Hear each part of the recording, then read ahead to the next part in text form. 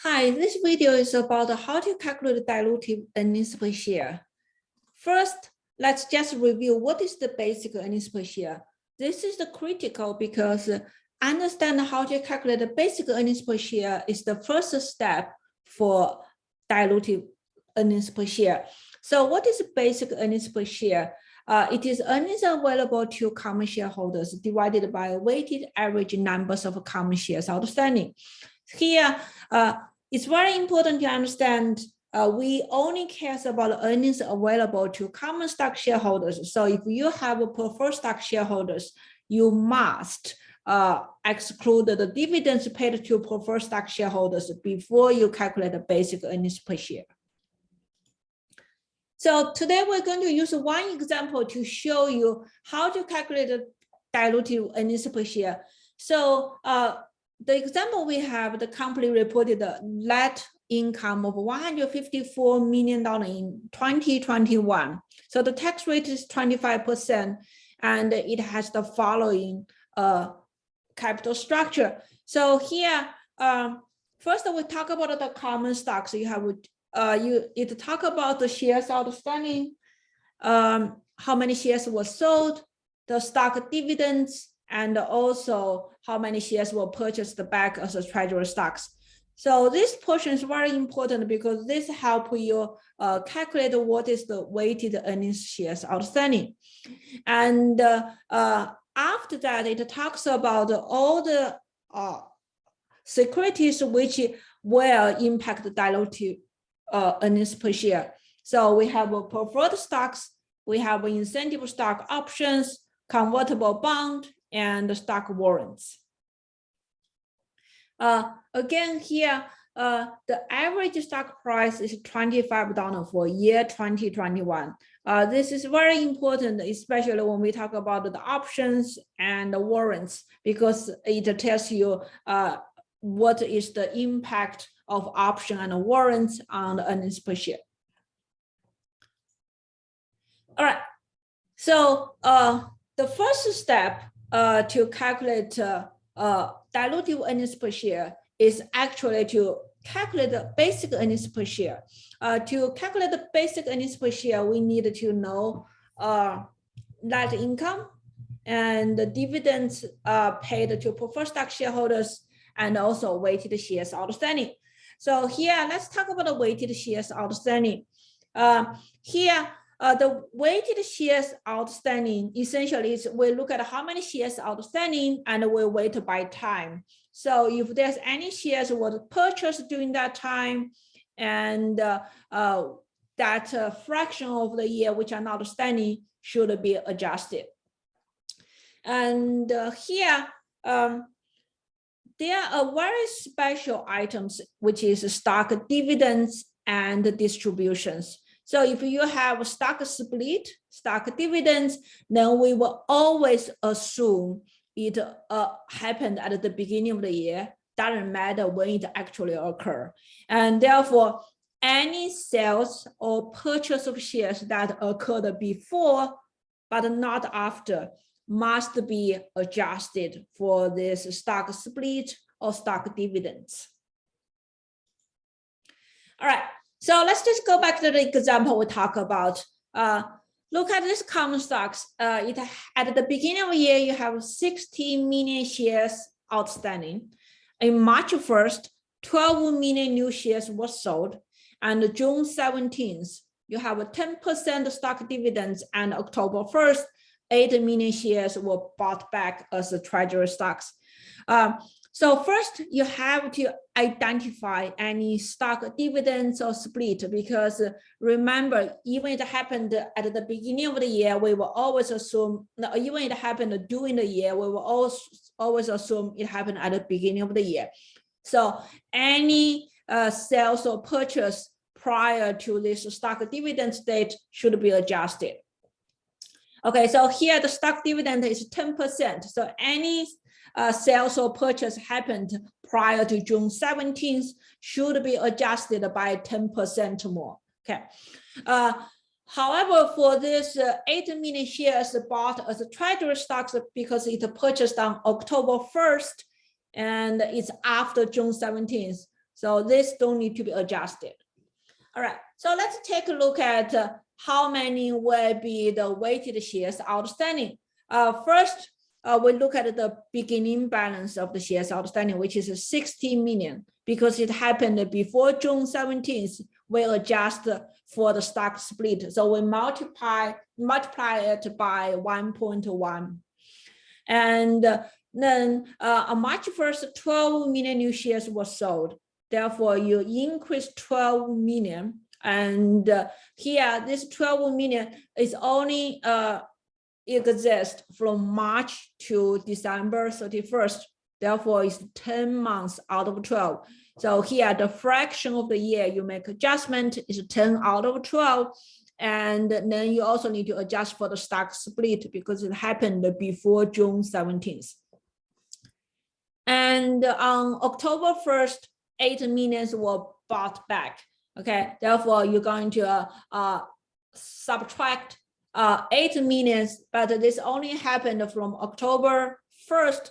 Therefore, only impact 3 months within a year, which is October 1st to December 31st. And therefore, it's going to be adjusted by the fraction of the year, 3 divided by 12. And note here, you don't need to adjust this 8 million shares by 10% stock dividends because it happened after June 17th. So if you solve this equation, if you solve this, it's going to give you 75 million. Therefore, the weighted shares outstanding for this question is 75 million. Therefore, we can actually do our first calculation to figure out what's the basic earnings per share. So here, basic earnings per share based on the formula is equal to earnings available for common stock shareholders, which is 154 million net income, subtract 4 million preferred stock dividends. So how did I get this 4 million? You just take 5 million shares multiplied by 8%, multiplied by $10 per value. And then at the denominator, we have the $75 million weighted average shares outstanding, just calculated in the slides before. So which gives you $2 per share as the basic earnings per share. All right, so next we're going to talk about the dilutive earnings per share. So first here we have to understand the concept of what is dilutive, which means any security you have, if they were exercised, they will reduce earnings per share. So that's why they're dilutive. And if by whatever reason, when they exercised and they will actually not reduce or even can increase the earnings per share, then we call it anti-dilutive. So in that way, you don't need to calculate them. Okay. So again, if they're dilutive, you have to calculate dilutive earnings per share. If it's not, then you can ignore it. Why? The reason is this, earnings per share is very important, especially for external shares investors. So they need to know how much money available to common stock shareholders. And if you have any securities which may reduce the earnings available to the common stock shareholders, they need to know. Okay, but if you said, hey, I have securities which might actually even increase the earnings per share, then normally on the FASB, you don't need to report it because this is against the conservative principle the FASB has. Again, if you don't know what is the conservative principle, I have a separate video about that. And just make it easy for you to understand that being conservative basically means if you have a choice, you are going to choose the method reporting that is going to generate a lower net income. So here, dilutive is going to generate a lower earnings per share, so you should report, and anti-dilutive is going to be higher earnings per share, which is not conservative, and therefore you should not report it. All right, so when we talk about the dilutive earnings per share, there are essentially 4 types. We have options and warrants, and you have convertible bond and preferred stocks. So we're going to talk about this by looking at this as 2 groups. The first one is options and warrants, and also honor securities, which is contingent. And so why it's contingent? Because for options and warrants, they have an exercise price. And here, when exercise price is less than the market stocks, a market price of the stocks, the security holder are more likely to exercise it, and in this case, dilution will occur. If exercise price is higher than the market price, which means the security holder which have less incentive to actually exercise this security, therefore they are anti-dilutive. Okay, so they can be ignored in dilutive earnings per share calculation. Therefore, for options and warrants, the first thing you want to do is actually going to compare the exercise price to the market price of the stocks. And here, the market price, we talk about the average price for the year. Okay, only when the exercise price is less than the average market price of the stocks, and you should proceed to calculate dilutive earnings per share.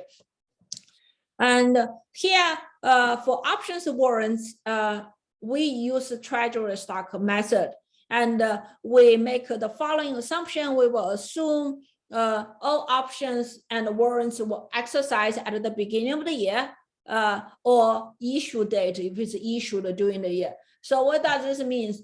Here we don't really care are these options or warrants are actually exercised or not. We assume they are exercised at the beginning of the year, or issue date if these options and warrants don't exist at the beginning of the year, they were issued during the year, then we will assume they're exercised on the issue date. So what is treasury stock method? All of this we assume first, when the security holders exercise, they have to pay some money to the company. So the proceed the company receive from the security holders are used to purchase common stocks from the market first. Okay, and we will assume the price they pay is the average stock price. And if it's not enough, then they will issue new common stocks. Okay, therefore, if there's an increase in the shares outstanding, it's only the difference which the amount you don't have enough money to buy back from the market. Okay. So let's take a look at an example to really understand what do I mean. Okay. So let's take a look at it here. For this question, you have average stock price is 25 for year 2021. Here you have options and the warrants. And for the options, it's granted in 2016, exercisable after 2020 for 15 million at exercise price of $20 per share. So for these options, clearly, the exercise price is less than $25, and it can be exercised in 2021. And we know even before any calculation, this option will cause a dilutive earnings per share. The next item is the stock warrants, and this one is granted also in 2020, exercisable for 4 million common stocks at the exercise price of $32.50 per share. Here, because this exercise price is much higher than the average stock price, then we will assume no warrant holder actually is going to exercise, And also here at $32.50, it's going to lead to anti-dilutive. Therefore, we can ignore stock warrants in calculating diluted earnings per share. So let's take a look at the calculation. Okay, so here the calculation is only about the options. And you can see here, we're gonna start with basic earnings per share. So I wanted to look at this left hand. So on the denominator, everything we have here is the same as our basic earnings per share. But on the denominator, we have this 15 minus 12. So that's new, and that's about exercise of options. But how did we get this number? So first number, 15 million. So that is how many common stocks we need if the option is exercised. Okay, let's take a look at the question here. The option, if they exercise, the will be into 15 common stocks, 15 million common stocks. And so that's where that 15 come from. So how did we get this 12? This 12 is how much money, how many shares you can get using the proceed coming from the option holders. So here for 15 million common stocks, the exercise price is 12. So the total money you will receive from option holder is 15 million multiplied by 20. And we assume you take this money, go to the market to buy the treasury stocks. And we know the average stock price is 25. Therefore, you can buy 12 million treasury stocks. And therefore, you need 15 million shares. You can buy 12 million shares from the market. And therefore, you only need to issue 3 million shares, which is the difference between 15 and 12. So that's where this 15 minus 12 come from. So here, after you consider the options and the dilutive earnings per share is $1.92. And we ignore the warrants because the exercise price of the warrants is higher than the average stock price during the year. Therefore, it is anti-dilute. All right, the second group we're going to look at are the convertible bond and the convertible preferred stocks. And again, we always assume they're using if converted method. Therefore, it really doesn't matter actually they were converted or not. For calculation purpose, we will always assume they are if converted. And again, we're going to treat this conversion as occurring at the beginning of the year. And if this bond or the preferred stocks were issued during the year, we will assume this conversion happened at the issue date. And here we're going to use the most advantageous conversion rate available to the holders of securities, which means if they can choose, we will assume they choose the most advantageous conversion rate, which makes a lot of sense. All right, so first let's take a look at the bond. So here, if we assume the bond is converted into stocks, what happened is you're going to have an increase in shares outstanding. On the numerator side, we actually are going to have some tax savings because you don't need to pay the interest. You don't need to pay the tax and interest. So here, if we bond were converted into common stocks, you don't need to pay the interest anymore, and then you lose your tax saving.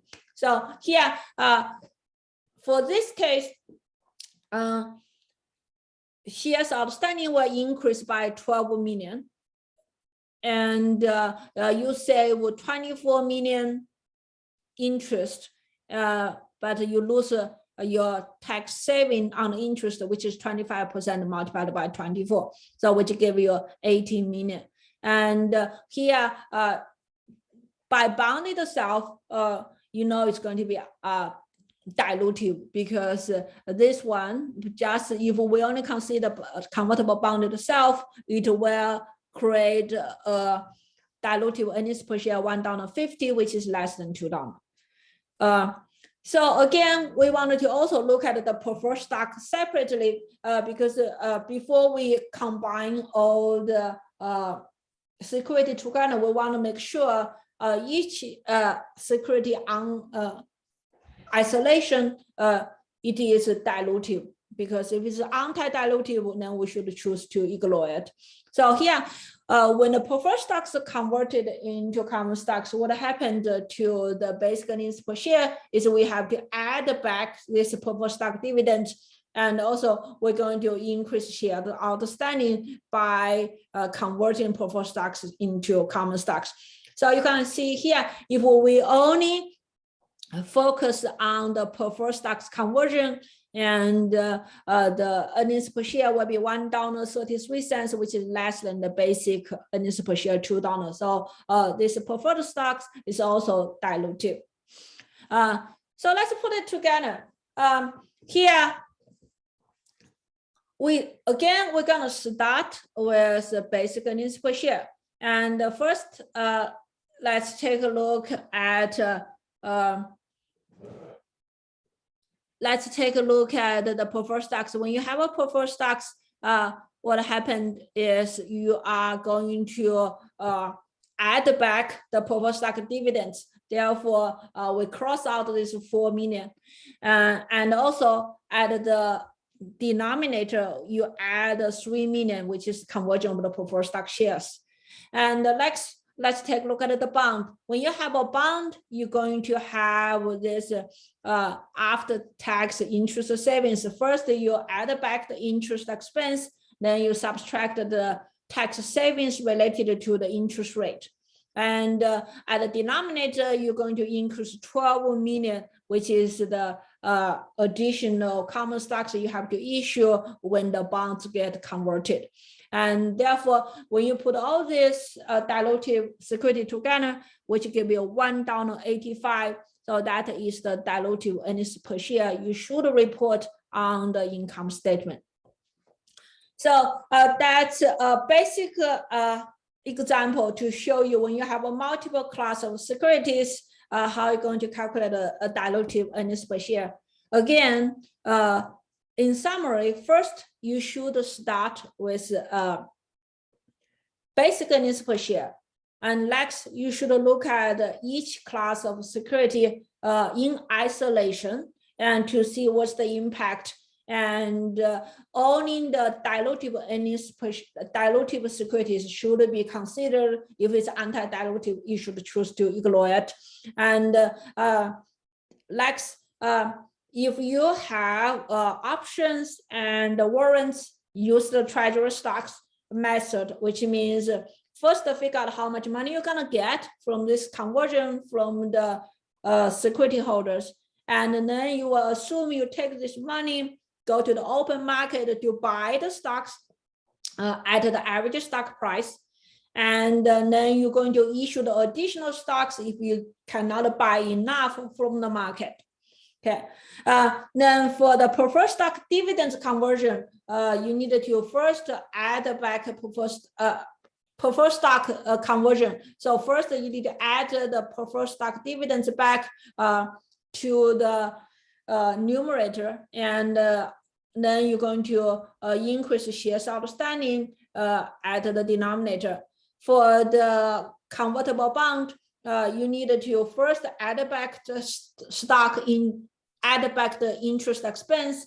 Then you need to subtract the tax savings related to this interest expense at the numerator. At the denominator, you increase shares outstanding if just assuming all the bonds were converted into common stocks.